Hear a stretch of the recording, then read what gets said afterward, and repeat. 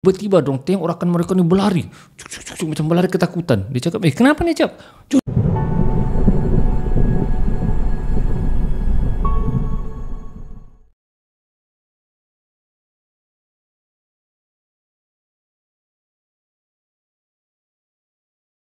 Baiklah guys, kisah seram kali ini dikongsikan oleh saudari Dia.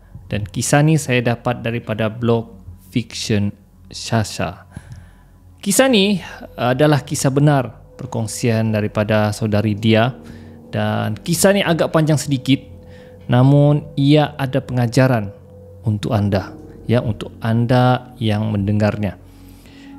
Dijadikan cerita, dia menyewa di rumah sewa luar disebabkan mereka merupakan senior dan sem akhir, memandangkan mereka berada di semester akhir di universiti yang terletak di Perak.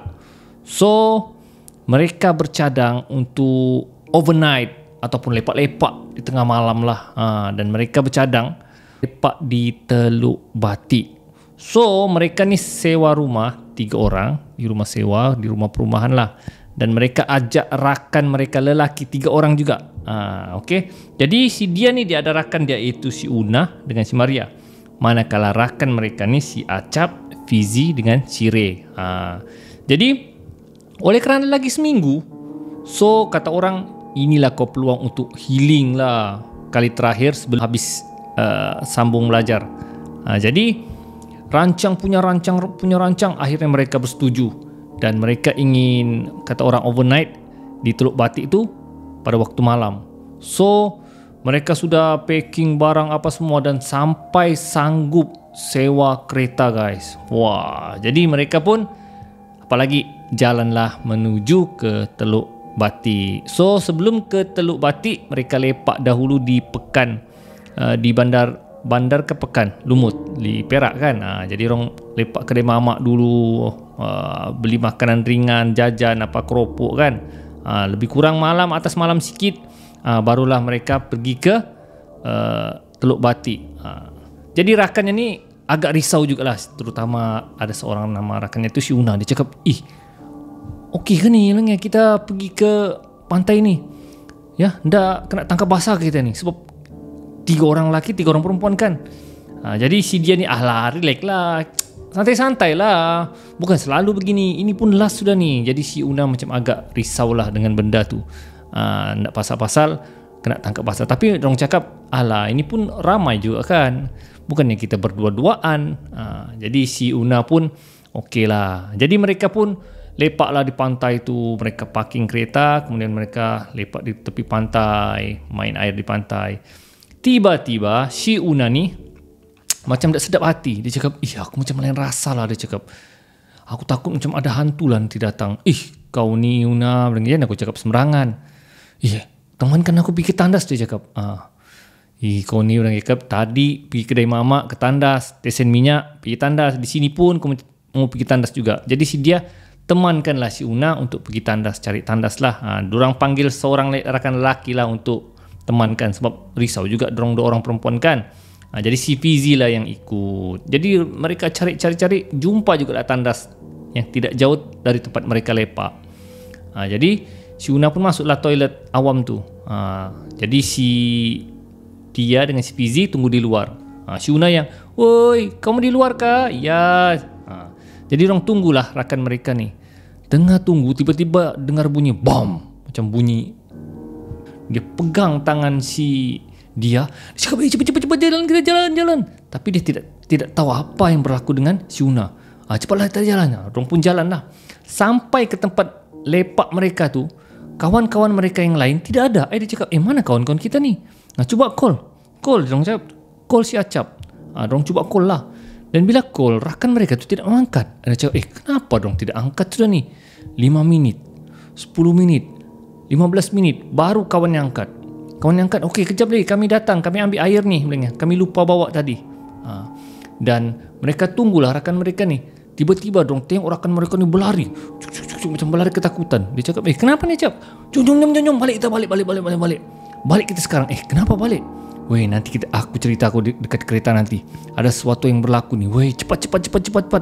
Jadi semua muka cuak. Kenapa nih? Balik sajalah. Oleh kerana si dia pun tak tahu apa yang berlaku sebenarnya.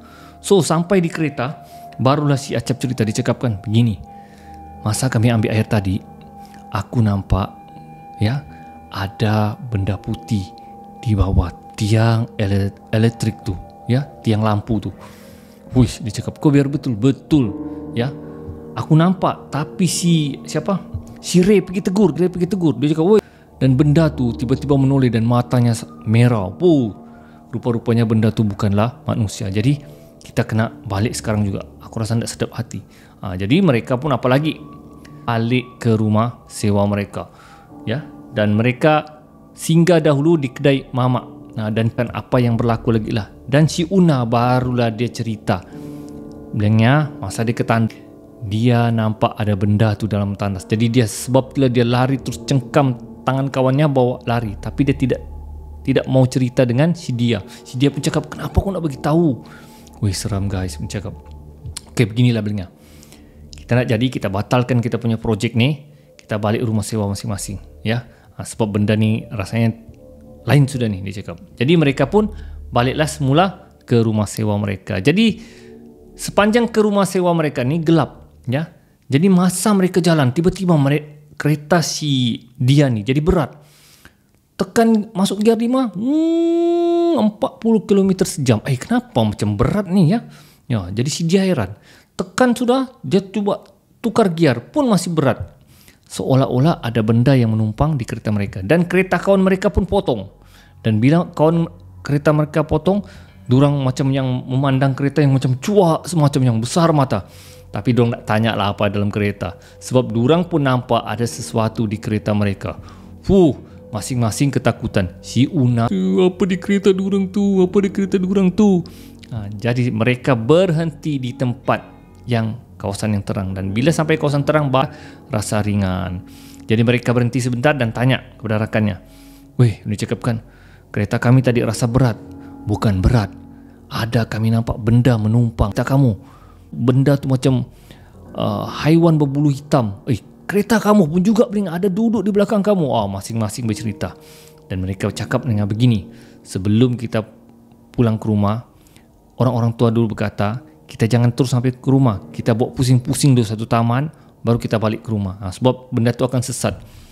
Dorang rasa macam lucu juga, tapi oleh kerana ketakutan, dorang ikut je lah cakap kawan dorang ni. So, sampai ke rumah sewa mereka, dorang ni tak jauh sangat lah yang rumah sewa lelaki perempuan ni. So, mereka pun berpusing-pusing taman tu. Barulah yang rakan-rakan lelaki ni hantar lah geng perempuannya ni, si dia, si Una dengan si Maria ni. Jadi orang tapi si dia ni minta temankanlah kami, takutlah kami. Mana boleh, nanti kena tangkap basah ni kalau dalam rumah kamu ni. Tak apalah belengah, buka pintu sajalah belengah, janganlah kamu buat apa-apa pun, temankan kami saja. Yalah, dia cakapkan. Jadi si Acap, si Fizi, si Ray ni temankanlah dalam rumah tu. Dong buka pintu sajalah, ya, supaya tidak ada apa-apa yang berlaku lah. Jadi mereka pun, yang lelaki ni stay di ruang tamu, yang perempuan stay di bilik lah. Guys, belum apa-apa lagi, tiba-tiba gelas di rumah sewa orang si dia ni dibaling pecah gitu. Terkejutlah si dia, keluar, apa tu? Siapa baling gelas di dapur kamu tu? Ya, aku tak tahu. Tiba-tiba pintu bilik rumah mereka tu tutup. Si Fizi cuba buka, tak dapat. Dia buka, kenapa tak dapat buka ni? Tiba-tiba si Ray ni cuba seru. Dia cakap, kalau kau ada sini, tunjukkan dirimu. Dia cakap begitu. Tiba-tiba masing-masing durang dalam rumah tu terasa seperti ada benda yang mencakar belakang mereka. Masing-masing, siapa pegang aku? Nah, tiba-tiba si Ray ni tiba-tiba yang macam kejung, dan tiba-tiba gayanya berubah seperti haiwan. Begitulah. Jadi si Fizi cuba tenangkan, Ray bangun Ray. Tiba-tiba si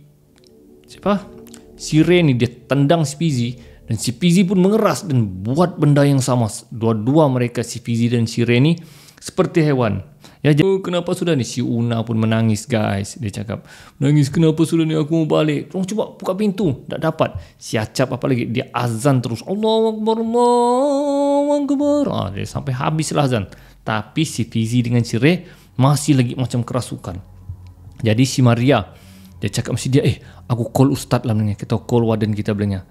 Weh, tak apa-apa kan ni, call siap belanya. Kau sudah situasi begini. Tapi pintu mereka lepas azan tu boleh terbuka sudah. Jadi si Maria pun call lah ustaznya dengan warden lah 2 orang. Dan sampai saja ustaznya tu, astagfirullahalazim, apa kamu buat di rumah ni? Ya, 3 laki 3 perempuan ni maksiat ni. Ustaz janganlah dulu ustaz, jangan aku ceramah dulu ustaz, selamatkan dulu kawan kami ni. Apa sebenarnya yang berlaku ni? Jadi si dia pun ceritakanlah hal sebenarnya. Jadi ustaznya lagi marah selepas dicerita. Itulah, inilah anak-anak sekarang ni belengah. Malam-malam begini, perempuan, lagi-lagi kamu ni perempuan, jangan keluar pada waktu malam. Lagi-lagi begini, 3 laki 3 perempuan, ini maksiat nih. Ini kena repot nih, kena repot dengan kamu punya pensyarah nih. Diorang tak peduli lah ustaz, selamatkan dulu kawan kami ustaz. Jadi ustaz tu pun apalagi rukiahkanlah si Fizi dengan si Ray ni. Dan alhamdulillah, Ray akhirnya sedar.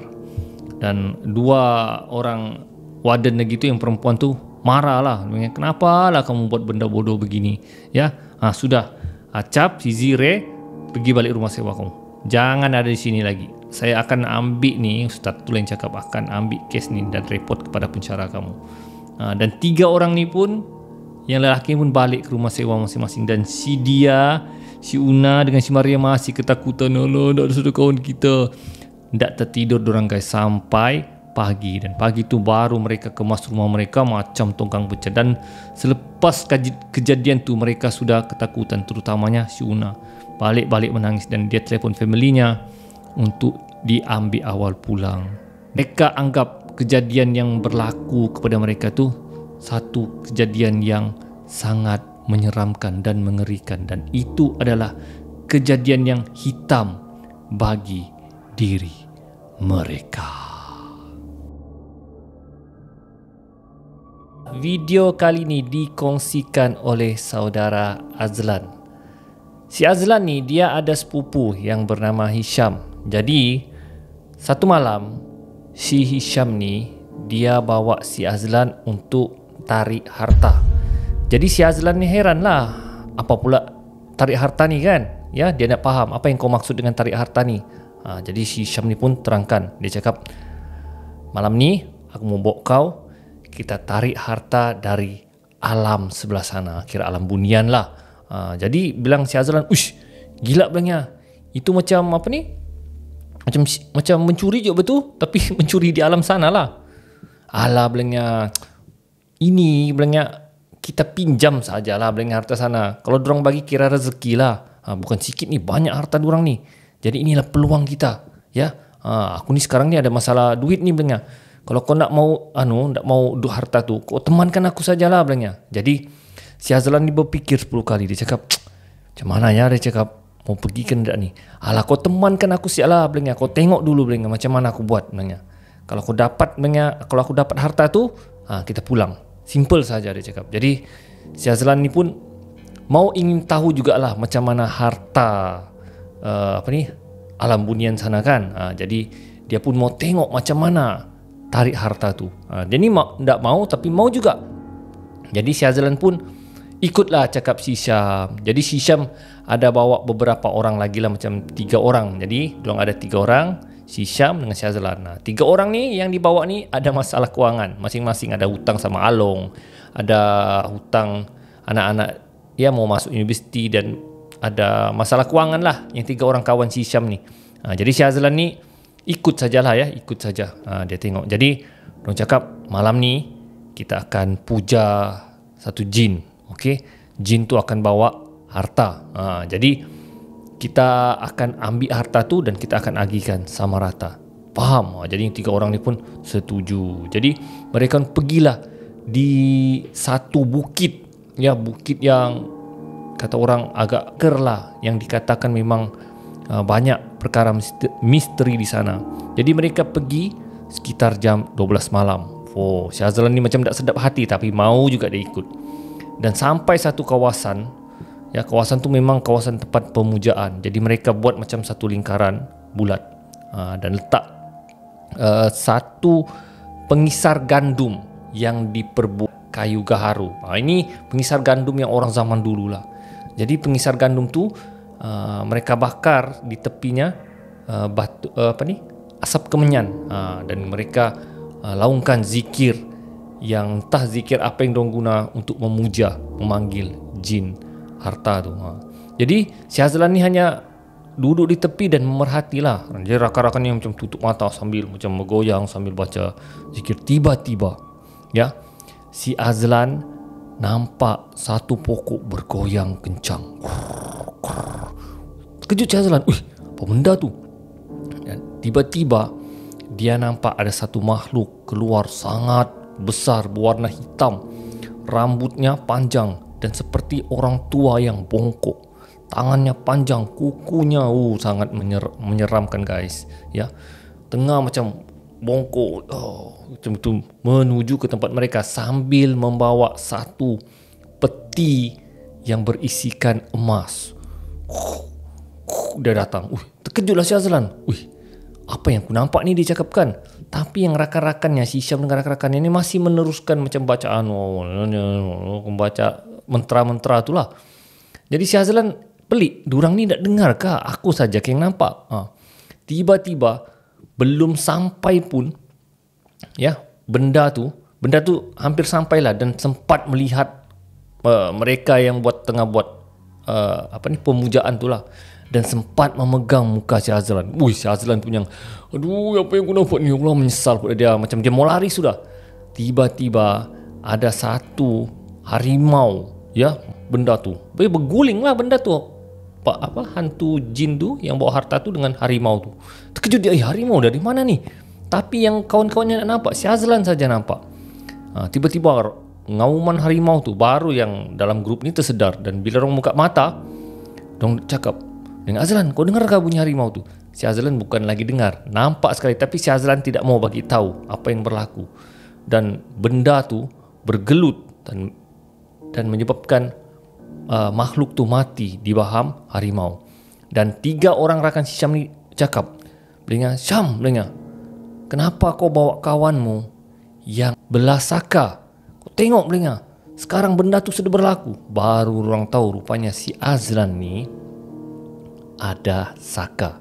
Jadi sakanya tu yang melawan benda tu. Jadi bergaduhlah dan harta tu bertaburan di tepi tu. Jadi apalagi yang 3 orang ni pergi kutip emas-emas yang diorang nampak tu, termasuk si Syam. Si Azlan hanya tercengang melihat harimau tu yang dikatakan saka itu bergaduh dengan makhluk jin tu. Dan akhirnya makhluk jin tu menyerahkanlah dan lari. Dan saki baki harta itulah yang dipungut oleh si Syam dan rakan-rakannya. Si Azlan hanya memerhati dan tidak mahu masuk campur dan berkata, bodoh betul lah kamu ni, belengah Hisham. Kalau aku tahu benda ni begini, aku tidak akan ikut belengah. Sudahlah tu belengah, ada harta ni sudah. Besok kita gadai di pajak gadai, dia cakapkan. Baru kami gunakan duit ni untuk lunaskan hutang-hutang kami. Jadi si Azlan hanya geleng kepala dan berlepas tangan dengan apa yang terjadi. Dan selepas tu beberapa bulan kemudian dia terdengar kisah si Syam dan rakan-rakannya ni satu persatu di ujian seperti aksiden, bala, keluarga bercerai. Ada yang sampai salah seorang kawan si Syam mati. Dan dia tahu apa yang berlaku itu adalah akibat daripada pemujaan tarik harta. Dan memang walaupun kau berjaya tarik harta dari alam sana, tapi harta tersebut tidaklah halal. Benda yang tidak halal pasti tidak berkat dan pasti berlaku sesuatu dan pasti akan dapat balasan. Dan kehidupan mereka 4 orang Hisham dan rakan-rakannya tidak aman. Dan sentiasa saja berlaku sesuatu yang buruk dengan diri mereka.